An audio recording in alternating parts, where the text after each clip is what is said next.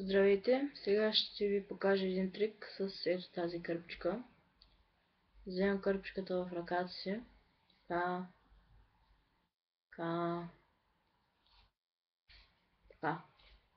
Сега ще напъхам кърпичката в дланта си. Ето така. Ето е кърпичката. Нещо ще заседна. Си пробвам да го правя. Но някак си е промицата.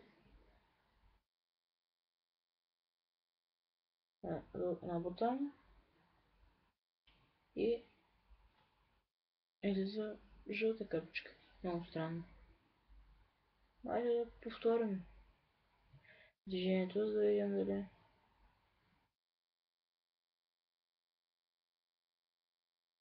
ще се появи и червената обратно.